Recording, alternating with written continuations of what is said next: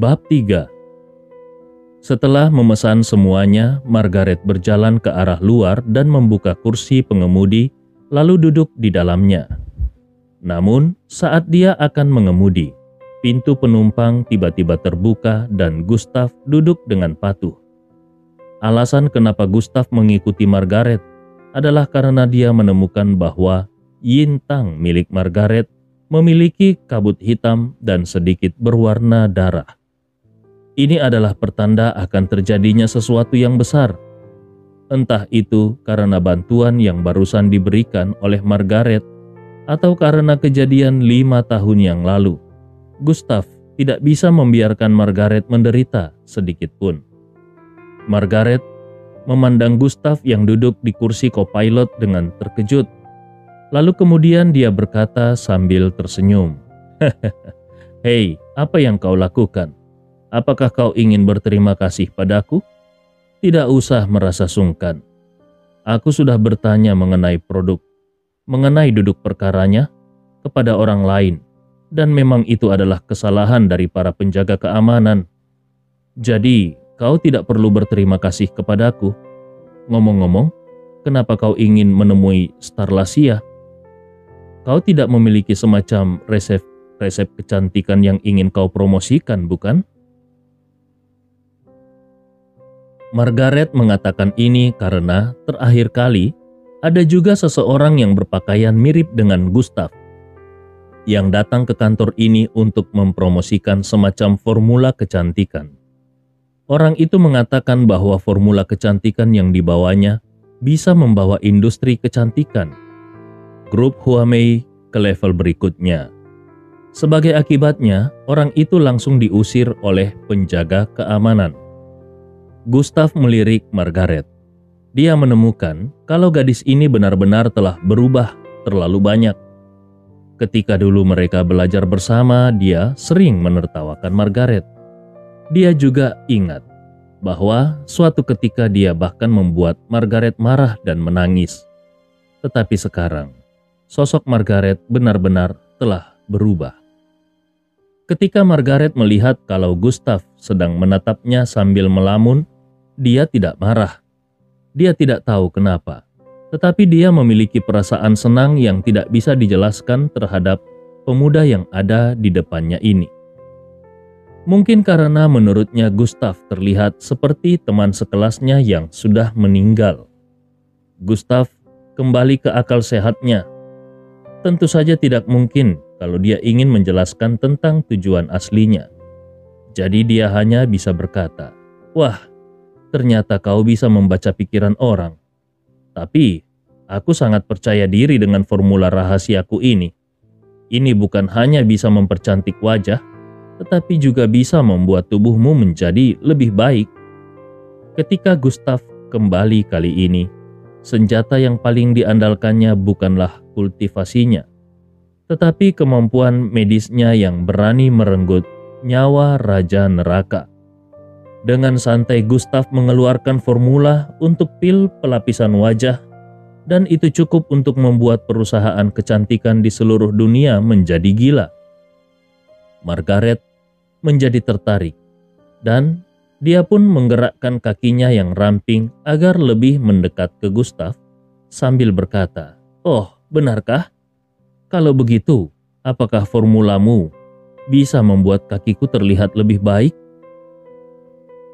Sebenarnya Margaret hanya bercanda, tapi yang tidak disangkanya adalah karena ternyata Gustav benar-benar meraih kakinya dan bahkan menyentuh kakinya dengan keras sambil berkata, "Sejujurnya, kakimu sudah sempurna. Kau tidak perlu menggunakan resepku sama sekali." Wajah Margaret langsung memerah dan sambil menahan cemberut, dia berkata, "Kukira kau adalah orang yang sangat jujur. Aku tidak menyangka kalau kau juga sama seperti pria lain." Gustav mengangkat tangannya dan berkata tanpa daya, "Jelas-jelas kau yang mengizinkan aku untuk memegang kakimu." Margaret menatap Gustav dengan tatapan kosong dan langsung mengemudikan mobilnya menuju ke Hotel Danau Dongqian. Margaret membuka mulutnya dan berkata, karena kau sudah menyentuh kakiku, maka aku akan menghukummu. Kebetulan aku akan menghadiri sebuah pesta. Jadi kau yang akan menghabiskan semua minuman untukku. Ngomong-ngomong, aku belum memperkenalkan diri. Namaku Margaret Sun, Direktur Pemasaran Grup Huamei. Margaret menyetir-setir dengan satu tangan, sementara satu tangannya yang lain terulur ke arah Gustav. Ketika kedua tangan mereka bertemu, Gustav merasa kalau tangan Margaret sangat lembut dan halus. Gustav memperkenalkan dirinya. Namaku Gustav Y. Gustav dengan huruf E di belakang. Aku adalah orang yang jujur dan dapat dipercaya. Karena pihak lain tidak mengenalinya, Gustav pun tidak ingin mengatakan apa-apa lagi. Kalau dia memberitahu Margaret bahwa dia belum mati, Margaret pasti akan terkejut. Gustav menyadari bahwa saat dia menyebutkan namanya, tubuh Margaret sedikit bergetar dan Margaret pun berkata, "Sungguh suatu kebetulan, kau dan teman sekelasku yang dulu memiliki pengucapan nama yang sama, hanya saja penulisannya yang berbeda." Ketika mendengar perkataan Gustav barusan, Gustav hanya bisa menghela nafas panjang. 20 menit kemudian, di Hotel Danau Dongqian, di ruang Imperial Ballroom, saat Margaret dan Gustav muncul, mata semua orang secara kebetulan langsung tertuju pada mereka berdua. Sosok Margaret terlalu seksi dan mempesona. Dengan tinggi 1,70 meter, proporsi kakinya hampir sempurna, dan gaun yang dipakainya saat ini sangat kontras dengan Gustav yang ada di sebelahnya. Semua orang tidak menyangka kalau seorang direktur grup Huamei, yaitu Margaret Sun, akan membawa orang biasa seperti Gustav ke pesta ini. Margaret membawa Gustav ke meja bundar kaca di bagian paling tengah dan duduk di sana. Saat ini sudah ada 7 atau 8 orang yang duduk di sana dan semuanya laki-laki. Mereka menatap Margaret dengan mata berapi-api, seolah mereka sudah tidak sabar untuk segera menerkam Margaret. Beberapa pria dengan sangat antusias langsung berpikir untuk memperkenalkan diri mereka. Mereka terlihat ingin menunjukkan kekuatan mereka di depan Margaret. "Nona Sun, akhirnya kau datang juga. Kau terlihat lebih cantik daripada foto-fotomu selama ini. Namaku Go Haidong. Aku adalah pendiri Yunseng Group." "Nona Sun, namaku Qian Chung. Hotel Haichung adalah milik keluargaku." Gustav tidak tertarik dengan pesta semacam ini. Matanya terus memperhatikan sekeliling. Dia ingin mencari tahu apa yang akan menjadi ancaman bagi Margaret. Dengan segera pesta pun dimulai. Orang-orang yang duduk di meja Margaret, entah apakah itu sengaja atau tidak sengaja, mereka semua seperti berusaha menemukan berbagai alasan untuk bersulang dengan Margaret. Margaret sudah jelas terbiasa dengan budaya seperti ini. Dia langsung meminum segelas kecil anggur merah dalam satu tegukan. Beberapa kali Gustav ingin membantu Margaret agar Margaret tidak perlu meminum semua anggur itu, tetapi ditolak oleh Margaret. Bagaimanapun juga, Margaret mewakili grup Huamei dalam perjamuan ini. Sampai kemudian pria yang duduk di meja utama yang tidak jauh dari situ berdiri. Suasana seluruh perjamuan pun berubah.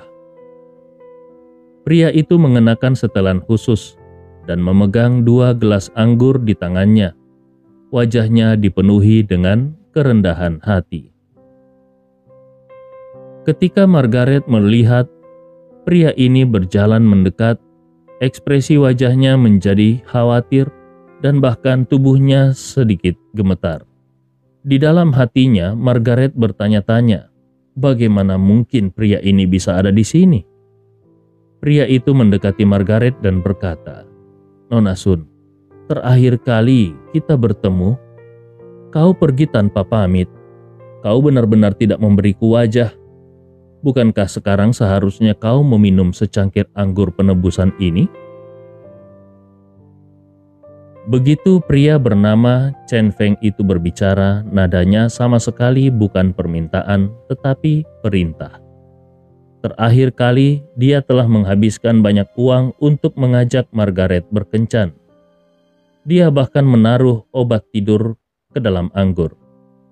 Apa yang tidak dia duga adalah bahwa ternyata Margaret mengetahui kalau ada yang salah dengan anggur itu dan langsung menyiramkannya ke wajah Chen Feng. Dalam beberapa hari berikutnya, berita mengenai insiden ini tersebar di seluruh lingkaran dan membuat Chen Feng kehilangan muka. Pada saat ini Margaret merasa sedikit malu dan buru-buru berkata, "Tuan Muda Chen, aku benar-benar minta maaf. Aku mengemudi ke sini, jadi aku tidak bisa minum banyak anggur. Bagaimana kalau aku menebus kesalahanku dengan teh saja?" Chen Feng mendengus dingin dan meminum salah satu cangkir anggur sekaligus. Lalu berkata, "Jangan memberiku alasan palsu. Aku sudah membuka Presiden Suite di lantai atas. Nama Sun. Bisa tinggal di sana kalau mabuk." Beberapa pria yang ada di meja yang sama dengan Margaret secara alami mengenali Chen Feng dan tidak mengatakan apa-apa. Mereka terlihat seolah sedang menonton pertunjukan yang bagus. Bagaimanapun, pria di depan mereka ini adalah tuan termuda kedua dari keluarga Chen di Agoru. Siapa yang berani menyinggung perasaannya? Pada saat ini, bahkan ada beberapa pria yang mendesak, "Direktur Sun, Tuan Muda Chen mengajakmu bersulang karena dia menghormatimu. Kenapa kau tidak meminumnya dengan cepat? Kalau kau tidak meminumnya, kau akan mendapat masalah kalau Tuan Muda Chen marah." "Benar, Direktur Sun. Ini hanya masalah segelas anggur. Apa yang perlu ditakutkan? Dengan begitu banyak orang yang ada di sini, apakah Tuan Muda Chen masih akan memakanmu?" Margaret melihat anggur yang diserahkan oleh Chen Feng dengan sedikit dilema. Kalau anggur ini diberi obat tidur lagi oleh Chen Feng, dia mungkin tidak akan bisa keluar dari Hotel Danau Dongqian hari ini. Seluruh Agoru tahu orang seperti apa Chen Feng itu. Selama itu adalah wanita yang diincarnya, bahkan kalaupun itu adalah seorang siswa sekolah menengah pertama atau sekolah menengah atas, Chen Feng pasti akan bisa mendapatkannya.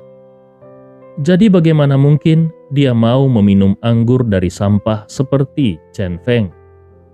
Melihat Margaret menolak untuk mengambil anggur di tangannya, Chen Feng merasa kesal dan benar-benar mengubah ekspresi wajahnya. Dia pun segera berkata, "Dasar wanita busuk, memangnya kau kira siapa dirimu? Jangan berpura-pura menjadi sok suci di tempat ini. Hari ini, meskipun kau tidak ingin meminumnya, kau tetap harus meminumnya. Bahkan, kalaupun pembelamu yaitu Stella Xia datang, situasinya juga tidak akan berubah. Ini adalah Agoru yang merupakan wilayah kekuasaanku. Kau dengar itu?" Suasana di ruang perjamuan langsung berubah total. Margaret berdiri sendirian tanpa bergerak sama sekali. Matanya secara perlahan menjadi memerah. Margaret dilahirkan dalam keluarga biasa. Dia melepaskan studinya lebih awal dan langsung terjun ke masyarakat untuk bekerja, dan akhirnya dia berhasil mendapatkan posisi direktur di grup Huamei. Di mata orang luar, dia sudah menjadi orang yang unggul. Tetapi dalam menghadapi karakter kuat seperti Chen Feng di Agoru ini, tidak ada yang bisa dilakukannya. Dia terlalu kecil, dan bahkan sangat kecil sehingga di depan orang seperti Chen Feng ini, dia hanyalah sebutir debu. Dia bahkan membenci dirinya sendiri karena menjadi seorang wanita. Perlahan-lahan Margaret mengangkat tangannya ke arah gelas anggur. Dia terlihat sudah pasrah dengan nasibnya. Sudut mulut Chen Feng bahkan memunculkan senyum penuh kemenangan. Namun, tepat pada saat jari Margaret akan menyentuh gelas anggur, sebuah suara sedingin es terdengar. "Memangnya siapa kau sampai berani menyuruhnya minum?"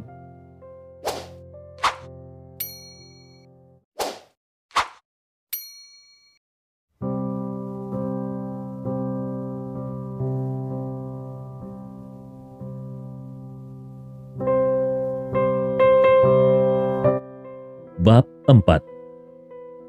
Pada saat ini tiba-tiba seluruh ruangan menjadi sunyi. Semua orang tidak menyangka bahwa di saat seperti ini ada seseorang yang membela Margaret. Itu sama saja dengan mencari kematian. Siapa Chen Feng? Dia adalah tuan muda dari keluarga Chen di Agoru. Meskipun keluarga Chen tidak kuat di dunia bisnis, namun di dunia politik, keluarga Chen memiliki 2 pejabat tinggi di Agoru. Dan yang lebih penting lagi, ada orang besar yang berdiri di belakang keluarga Chen. Kabarnya pria itu adalah seniman bela diri kuno. Inilah alasan kenapa Chen Feng berani bersikap tidak bermoral.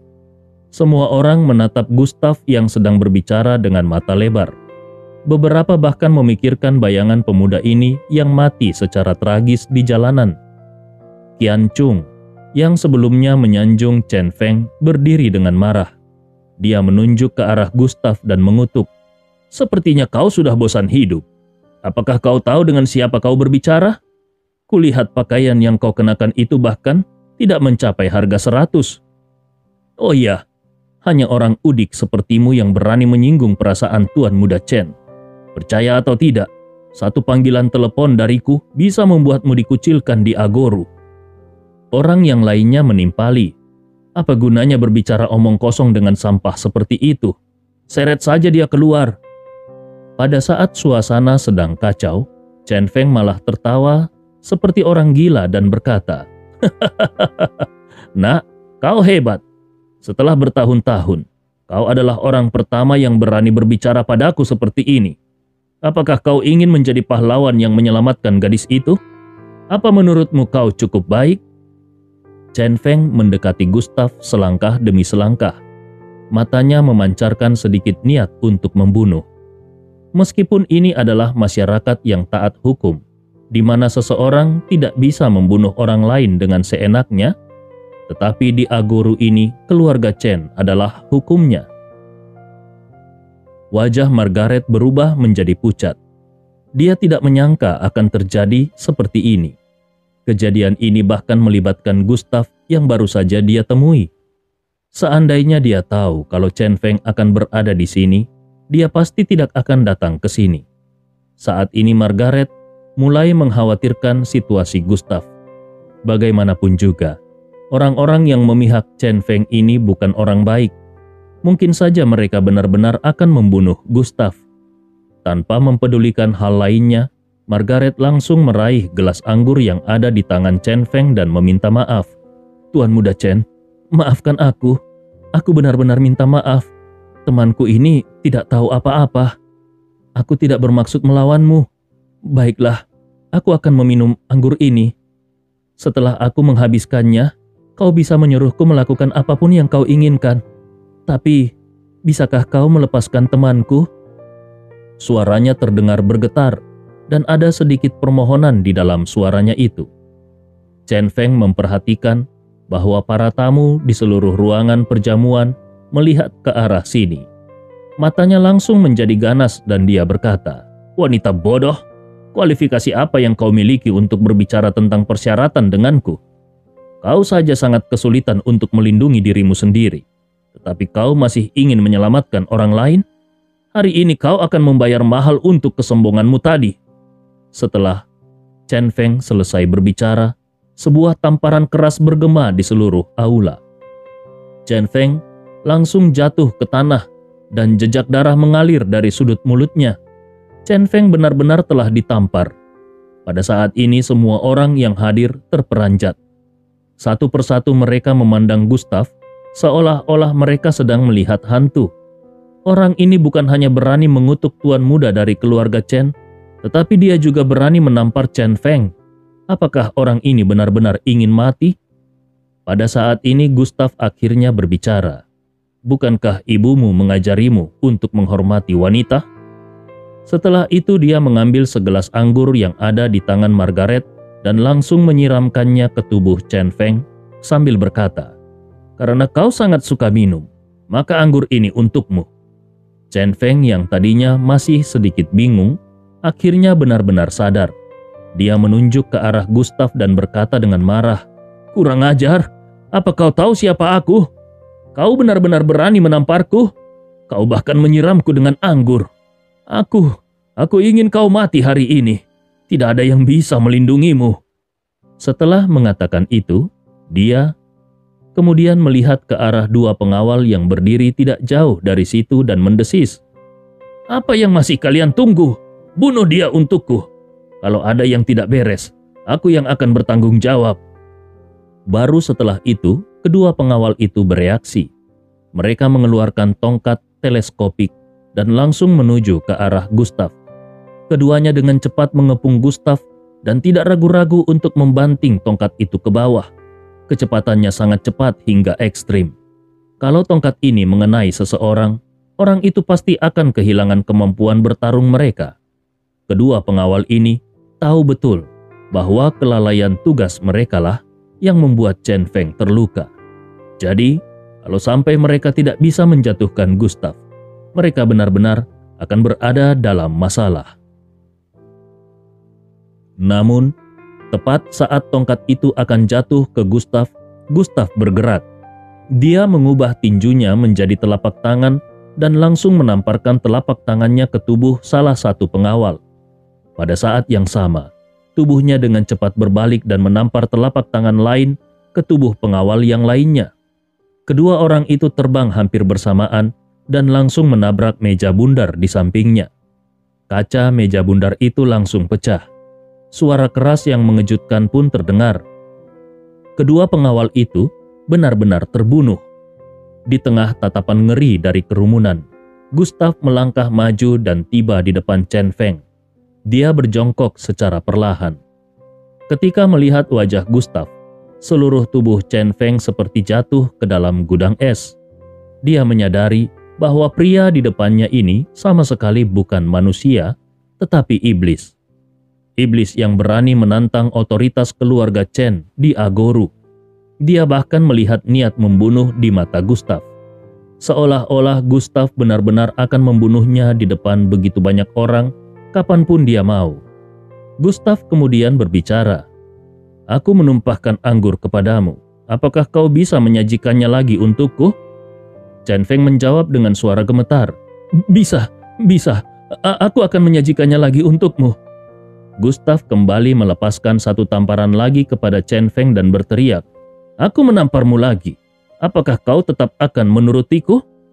Dengan gugup Chen Feng menjawab, Aku akan menurutimu. Aku benar-benar tahu kalau perbuatanku tadi itu salah. Apa yang harus kulakukan agar kau mau mengampuniku?" Chen Feng benar-benar ingin menangis. Monster macam apa makhluk sialan ini? Gustav mengangguk dengan kepuasan yang cukup besar.